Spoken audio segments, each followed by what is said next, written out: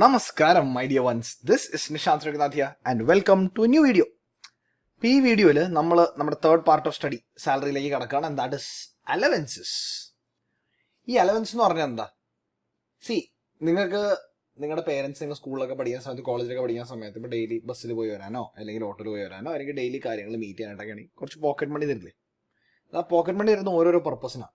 ചിലപ്പോൾ ബസ് കാശ് തന്നിരിക്കും, ചിലപ്പോൾ ട്യൂഷനൊക്കെ മുമ്പിലും കഴിക്കാനാണെങ്കിൽ അതിന് വേണ്ടി ഒരു ഫുഡിന് വേണ്ടി കുറച്ച് കാശ് തന്നിരിക്കും, കറക്റ്റ്. ചിലപ്പോൾ ഫോൺ റീചാർജ് ചെയ്യാൻ കുറച്ച് കാശ് തന്നിരിക്കും, അല്ലേ?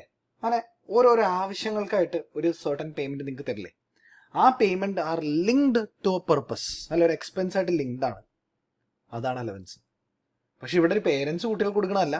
ഇവിടെ they are payments made by an employer to an employee for the purpose of meeting certain specific expenses incurred by the employee. അപ്പോൾ ഓരോ എക്സ്പെൻസും ഓരോ പേയ്മെന്റ് ആയിട്ട് ലിങ്ക്ഡാണ്. പെട്രോൾ അടിക്കാൻ പെട്രോൾ അലവൻസ്, ട്രാവൽ ചെയ്യാൻ ട്രാവൽ അലവൻസ്, ഫുഡിന് ഫുഡ് അലവൻസിന് ഓരോന്നിനും ഓരോ അലവൻസ്, ടെലിഫോണിന് ടെലിഫോൺ അലവൻസ്, ഓരോന്നിനും ഓരോ അലവൻസ് ആയിട്ട് ഇങ്ങനെ കൊടുത്തുകൊണ്ടിരിക്കും, ഓരോ ചെലവുകളായിട്ട് ലിങ്ക് ചെയ്തിട്ട്. ഓക്കെ, അപ്പോൾ എംപ്ലോയിക്ക് കൊടുക്കുന്ന സാധനം ഇത് കാരണം നമ്മൾ സാലറിയുടെ ചാർജബിലിറ്റി കണ്ടതാ. Any item that an employer pays to an employee should be included as salary. ഇപ്പം ഇതിനെ സാലറി ആയിട്ട് ഇൻക്ലൂഡ് ചെയ്യണം. പക്ഷേ എല്ലാ അലവൻസും ടാക്സബിൾ അല്ല. ചില അലവൻസിലുണ്ട് ഫുള്ളി ടാക്സബിൾ, അതിൽ നമ്മൾ വലിയ ഫോക്കസ് വെക്കില്ല ഈ സ്റ്റഡിയിൽ. ചില അലവൻസിലുണ്ട് ഫുള്ളി എക്സെപ്റ്റഡ്, അതാണ് ഇത് അതീ കാണുന്നത്. ചില അലവൻസിലുണ്ട് partially taxable as per the following table. Partially taxable. അപ്പൊ നമ്മുടെ മെയിൻ ഫോക്കസ് ദിതിലും ആയിരിക്കും. കാരണം ആ രണ്ട് അലവൻസിൽ നല്ലപോലെ പഠിച്ചു കഴിഞ്ഞാൽ ഇത് പിന്നെ ഒരു ഗസ് വർക്ക് പോലത്തെ ഒരു വർക്കിലൂടെ നമുക്ക് വർക്ക് ചെയ്തെടുക്കാം. ഓക്കെ, ഇതിൽ നിങ്ങൾ സൂക്ഷിക്കേണ്ട ഒരു കാര്യം എന്താ അറിയോ? എല്ലാ അലവൻസും നമ്മുടെ പഴയ റെജീമും പുതിയ റെജീമിലോട്ട് അവൈലബിൾ അല്ല. ഇപ്പം ഞാനിവിടെ യെല്ലോയിൽ ബി ആൻഡ് ബ്രാക്കിൽ ഇട്ടേക്കുന്നത് ബോത്ത് റെജീം എന്നുള്ളതിനാ. ഇപ്പം വിട്ടു രണ്ട് സാധനങ്ങളുണ്ട്. ദിതും ബോത്ത് റെജീമിന് ആപ്ലിക്കബിൾ ആണ്, ദിതും ബോത്ത് റെജീമിന് ആപ്ലിക്കബിൾ ആണ്. ആൻഡ് ഓണസ്റ്റ്ലി സ്പീക്കിംഗ് ദീ സാധനമില്ലേ, എനിക്ക് സംശയമാണ് ബോത്ത് റെജീമിന് ആപ്ലിക്കബിൾ ആണോ എന്നുള്ളത്. കാരണം അതിനെക്കുറിച്ചൊരു കൺക്ലൂസീവ് എവിഡൻസ് കിട്ടിയിട്ടില്ല. നമ്മുടെ ബുക്കിലായാലും വേറെ ഞാൻ നോക്കിയ ഒറ്റ ബുക്കിലും ഇതിനെക്കുറിച്ച് പറയുന്നില്ല. പക്ഷേ ഈ പെർട്ടിക്കുലർ സാധനം ബോത്ത് റെജീമിലും ദി പെർട്ടിക്കുലർ അലവൻസ് ബോത്ത് റെജീമിലും ഉണ്ടെന്നും ദിതും ബോത്ത് റെജീമിലും ഉണ്ടെന്നും നമ്മുടെ ബുക്കിൽ ക്ലിയർ ആയി പറയുന്നുണ്ട്. Right, so let's start. Certain allowances which are fully exempted. അപ്പോൾ എംപ്ലോയിക്ക് ഒരു പേയ്മെന്റ് കൊടുക്കുന്നു. So this is the employer, the company. Okay, XYZ limited. Okay, what are the companies? This is the എംപ്ലോയിക്ക് പേയ്മെന്റ് കൊടുക്കുന്നു. ഈ payment fully exempt ആയ category. 5ന്റെ പൈസയിൽ ടാക്സ് അടയ്ക്കേണ്ട. അത് ഏതൊക്കെ അലവൻസാ? ഹൈക്കോർട്ട് ആൻഡ് സുപ്രീം കോർട്ട് ജഡ്ജസിന് കിട്ടുന്ന allowance. High court and supreme court judges, ജഡ്ജിമാർ, ഹൈക്കോർട്ടിന് സുപ്രീം കോർട്ടിന് ജഡ്ജിമാർക്ക് കിട്ടുന്ന അലവൻസുകൾ. Next, paid by Indian government to Indian citizens employed outside India. അതായത് Indian government of India, Indian citizens, ഇന്ത്യയുടെ പുറത്ത് ജോലി ചെയ്യുന്നു. നിങ്ങൾ അക്കരെ സിനിമ ഉണ്ടെങ്കിൽ അറിയാൻ പറ്റും. ഒരു കേസ് അന്വേഷണത്തിനായിട്ട് വിജയനും ദാസനും, അത് മോഹൻലാലും ശ്രീനിവാസനും കൂടെ അമേരിക്കയിലേക്ക് പോകും. അവിടെ അമേരിക്കയിലേക്ക് അവർ പോയിട്ട് ഇടയ്ക്കിടയ്ക്ക് ഇന്ത്യൻ എംബസി ചെന്നിട്ട് ഞങ്ങളുടെ ചെലവിനായി മാറ്റി വെച്ച കാശ് ഇങ്ങനെയൊന്ന് ചോദിക്കാൻ തുടങ്ങും. അതാണ് ഈ അലവൻസ്. അവരുടെ അവിടുത്തെ ചെലവുകൾ, അവരുടെ അവിടുത്തെ റിക്വയർമെന്റ്, അവരുടെ അവിടുത്തെ എക്സ്പെൻസസുകൾക്ക് വേണ്ടി ഇന്ത്യൻ ഗവൺമെന്റ് മാറ്റി വെച്ചിരിക്കുന്ന കാശ്, അത് അവരുടെ അലവൻസ് ആണ്, അല്ലേ? ആ അലവൻസിനെ കുറിച്ച് ഇവിടെ പറയുന്നത്. അപ്പൊ ഇന്ത്യൻ ഗവൺമെന്റ് ഇന്ത്യൻ സിറ്റിസൺസിന് ഇന്ത്യയുടെ പുറത്ത് എംപ്ലോയിഡ് ആയതിന് വല്ലതും കൊടുക്കുന്നുണ്ടെങ്കിൽ അതിനൊരു ടാക്സിബിലിറ്റി ഇല്ല. ഫുള്ളി എക്സെപ്റ്റ് ആണ്. എത്ര കിട്ടിയാലും ടാക്സിബിലിറ്റി ഇല്ല. Last one, paid by the United Nations Organization. United Nations അവരുടെ എംപ്ലോയീസിന് പേ ചെയ്യുന്നത് ഫുള്ളി എക്സെപ്റ്റ് ആണ്. ഇപ്പോൾ 1ഉം 2ഉം 100% ഷുവർ, 115 BAC ആയാലും നമ്മുടെ ഓൾഡ് റെജീം ആയാലും നമ്മുടെ നോർമൽ റെജീം ആയാലും ഫ്രീ ഫ്രം ടാക്സ് ആണ്. 2, let's assume it's free from tax for now. ഇനി അഥവാ അല്ലാന്നുണ്ടെങ്കിൽ ഞാൻ അറിയിക്കാം. ഇനി വരുന്നതാണ് പാർഷ്യലി ടാക്സബിൾ അലവൻസ്. ഈ പാർഷ്യലി ടാക്സബിൾ അലവൻസിന് പ്രത്യേകതയുണ്ട്. എന്താണ് പ്രത്യേകത എന്ന് വെച്ച് കഴിഞ്ഞാൽ, 2 രീതിയിൽ അവരുടെ treatment. This is treatment number 1 and this is treatment number 2. ഇപ്പൊ ട്രീറ്റ്മെന്റ് നമ്പർ 1 എന്താ പറയണമെന്ന് അറിയോ? സേ എംപ്ലോയിക്ക്, ഇപ്പൊ ഞാൻ അതൊന്നും തൽക്കാലം വായിക്കട്ടെ. സേ എംപ്ലോയിക്ക് അലവൻസ് ആയിട്ട് രൂപ 1000 കൊടുത്തു ഏതെങ്കിലും ഒരു ആവശ്യത്തിനായിട്ട്. എംപ്ലോയി ആ ആവശ്യത്തിന് വേണ്ടി രൂപ 800 ചെലവാക്കി. അങ്ങനെയെങ്കിൽ ഈ 800 എക്സെപ്റ്റ് ആകും. ബാലൻസ് ഉള്ള രൂപ 200 ഇല്ലേ, അത് മാത്രം ടാക്സബിൾ.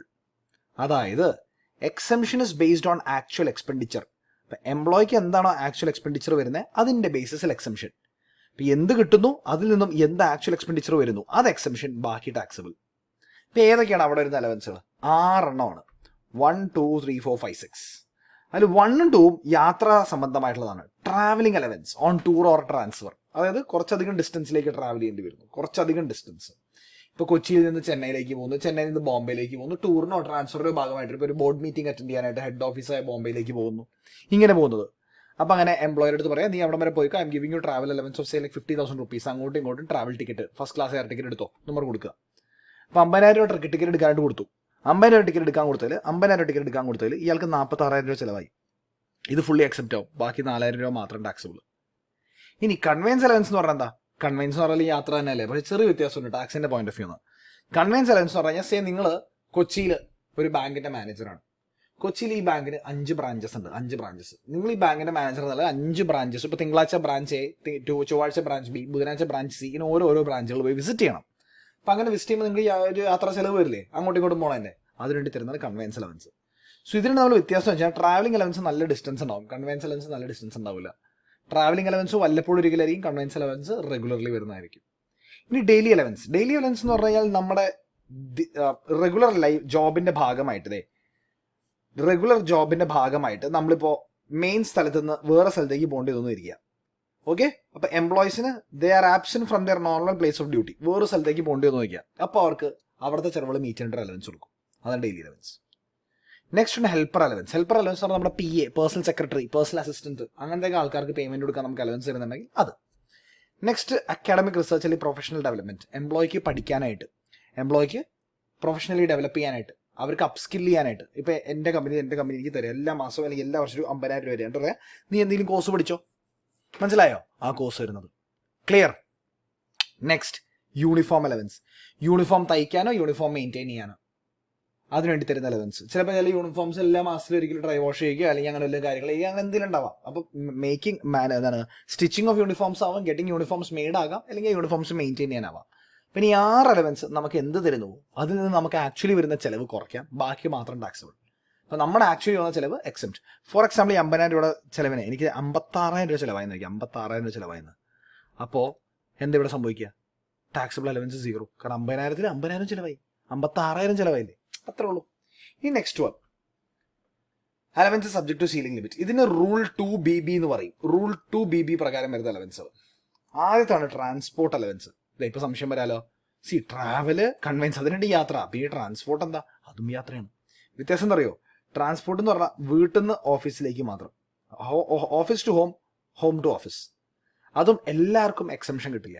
അതിന് വേറെ കാര്യം പറയട്ടെ, ഈ 2BBയിൽ വരുന്ന അലവൻസിലുള്ള പ്രത്യേകത എന്താ വെച്ച് കഴിഞ്ഞാൽ, ഇവിടെ നമ്മുടെ ചെലവ് വിഷയമല്ല, നമ്മുടെ ഈ ചെലവ് വിഷയമല്ല ഇവിടെ, മറിച്ച് നമുക്ക് കിട്ടുന്ന അലവൻസ് അല്ലെങ്കിൽ ഈ ceiling limit.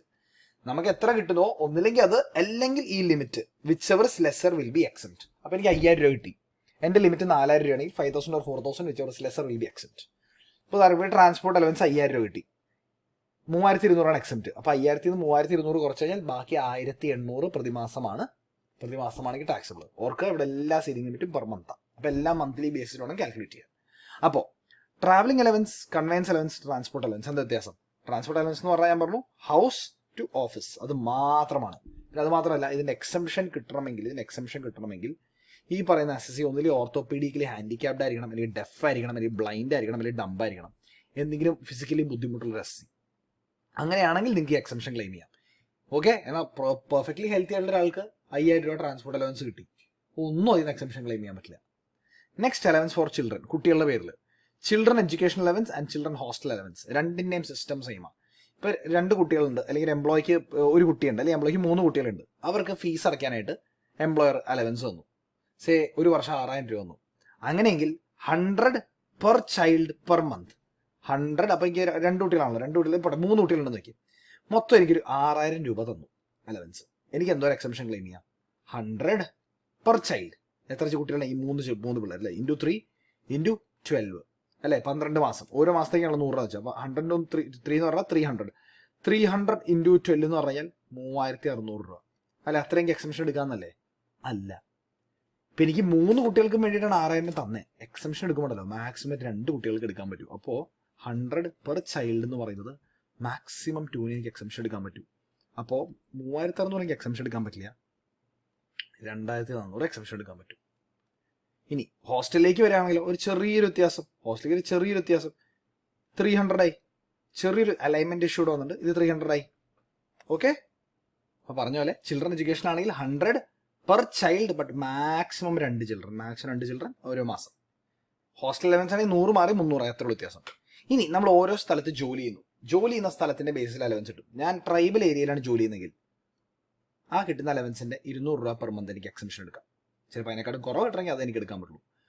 Underground ഏരിയയിലാണെങ്കിൽ 800, hill area ആണെങ്കിൽ 300, ഹൈ ഓൾട്ടിറ്റ്യൂഡ് ഏരിയ ആണെങ്കിൽ 1060, high altitude above 15 feet 15,000 feet ആണെങ്കിൽ 1600, സ്നോ ബൗണ്ട് മഞ്ഞൾ ഏരിയ ആണെങ്കിൽ 7000 വളരെ ഹൈ, ഐലൻഡ് ആണെങ്കിൽ 3250, ഹൈ ആക്റ്റീവ് ഫീൽഡ് ഏരിയ ആണെങ്കിൽ 4200. ഇതൊന്നും ചെയ്യാനില്ല, കാണാപ്പടം പിടിക്കുക.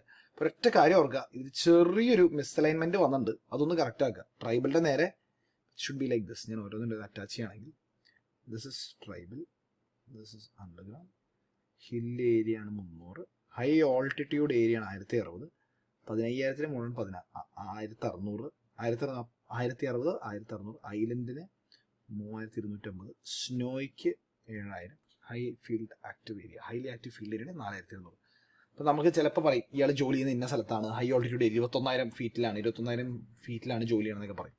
വേണ്ട ആൾക്ക് മാസം ഒരു 2,000 രൂപ വെച്ച് കിട്ടിയെന്ന് പറയും. 21,000 ഫീറ്റ് ആണെങ്കിൽ ഓർക്കുക അബവ് 15K 1600. യെസ്, ഇനി വരുന്ന അൾട്രാ ഇമ്പോർട്ടൻസ് സാധനമാണ് ഹൗസ് റെന്റ് അലവൻസും ട്രക്ക് ഡ്രൈവേഴ്സ് അലവൻസും. ഹൗസ് റെന്റ് അലവൻസ് എന്താ സംബന്ധി ഗിവൺ ബിലോ നമുക്ക് താഴെ നോക്കാം. ഹൗസ് റെന്റ് അലവൻസ് എന്താ വെച്ച് കഴിഞ്ഞാൽ എംപ്ലോയിക്ക് ഒരു വീട് എടുത്ത് വാടകയ്ക്ക് താമസിക്കാൻ, എംപ്ലോയർ ഈ വാടക അടയ്ക്കാനായിട്ട് സഹായം നൽകുന്നു. ഈ വാടക അടയ്ക്കാനായിട്ട് പക്ഷേ എല്ലാ മാസവും എംപ്ലോയർ സംഖ്യ തരുന്നു. HRA എല്ലാ മാസവും 20,000 രൂപ വെച്ച് തരുന്നു. 20,000 × 12 ഒരു വർഷം 2,40,000 കിട്ടുന്നു. ഈ 2,40,000 ഫുള്ളി ടാക്സബിൾ ആവില്ല. അതിൽ നിന്നും ഒരു സംഖ്യ കുറയ്ക്കാം, എക്സംഷൻ കിട്ടും. അത് section 1013A. Very very very important ആണ് ഈ സെക്ഷൻ നമ്പർ 1013A. എന്താണ് കുറയ്ക്കാവുന്നത്? Number 1, it's least of the following ആണ് ഈ മൂന്നാമത്തെ ലീസ്റ്റ്. നമ്പർ 1, നിങ്ങൾ യഥാർത്ഥത്തിൽ എത്ര റെന്റ് പേ ചെയ്യുന്നു അതിൽ നിന്ന് 10% സാലറി കുറയ്ക്കുക. സേ ഞാൻ ആക്ച്വലി പേ ചെയ്യുന്ന റെന്റ് ഇസ് 24,000. എൻ്റെ സാലറി എന്ന് പറയുന്നത് സേസ് 8 lakhs നോക്കിയ 8 lakhs. 24,000 വേണ്ട, 20,000 എടുക്കട്ടെ. 20,000. അപ്പോൾ 20,000 12 ഞാൻ യഥാർത്ഥത്തിൽ പേ ചെയ്യുന്നത്. 20,000 12 എന്ന് പറയുമ്പോൾ 2,40,000. 2,40,000 ഈ 8 ലക്ഷത്തിൻ്റെ 10% 80,000 കുറയ്ക്കുക. അപ്പോൾ 1,60,000 അല്ലേ? 1,60,000. ഫസ്റ്റ് വൺ ഇവിടെ ഇതാ 1,60,000. ഇനി ഞാൻ ബോംബെയിലോ ഡൽഹിയിലോ ചെന്നൈയിലോ കൽക്കട്ടയിലാണെങ്കിൽ സാലറിയുടെ 50%, വേറെ വല്ല സ്ഥലമാണെങ്കിൽ 40%. ഇപ്പം ഞാൻ കൊച്ചിയിലല്ലേ, അപ്പം പിന്നെ 40% എടുക്കാം. 8 ലക്ഷത്തിൻ്റെ 40% എന്ന് പറയുമ്പോൾ 3,20,000. ഇനി ആക്ച്വൽ HRA റിസീവ്ഡ്, എത്ര 2,40,000. അപ്പം എനിക്ക് ആക്ച്വൽ HRA റിസീവ്ഡ് നിന്ന് ഈ 3 ലീസ്റ്റ് കുറയ്ക്കാം. ഏതാ ലീസ്റ്റ്? ഇതല്ലേ, ഇതെനിക്ക് കുറയ്ക്കാം. 1,60,000 എനിക്ക് കുറയ്ക്കാം. ബാക്കി എത്ര വരും? 80,000. ഇത് മാത്രമാണ് ടാക്സബിൾ HRA. പക്ഷെ ഒരു കാര്യം ഓർക്കുക, ഈ 1013A ഒന്നും പുതിയ റെജീമിൽ കിട്ടില്ല കേട്ടോ. ബെനിഫിറ്റ് പുതിയ റെജീമിൽ കിട്ടുന്നത് നമ്മളിവിടെ യെല്ലോയിൽ മാർക്ക് ചെയ്ത് മാത്രമേ പുതിയ റെജീമിൽ ബെനിഫിറ്റ് കിട്ടുള്ളൂ. ഓക്കെ, HRയുടെ കാര്യം മനസ്സിലായല്ലോ? യെസ്. ഇനി next very very important point, truck drivers allowance. Truck ഡ്രൈവറാണ് നിങ്ങളെങ്കിൽ നിങ്ങൾക്ക് നിങ്ങളുടെ ഡെയിലി ജോലി ഭയങ്കര ലോങ് ഡിസ്റ്റൻസ് വണ്ടി ഓടിച്ച് പോകുന്നതിൻ്റെ രീതിയിലായിരിക്കും. അപ്പോൾ അങ്ങനത്തെ ആൾക്കാർക്ക് ഒരു അലവൻസ് കൊടുക്കും അവരുടെ ഡെയിലി ചിലവുകൾ മീറ്റ് ചെയ്യാനായിട്ട്.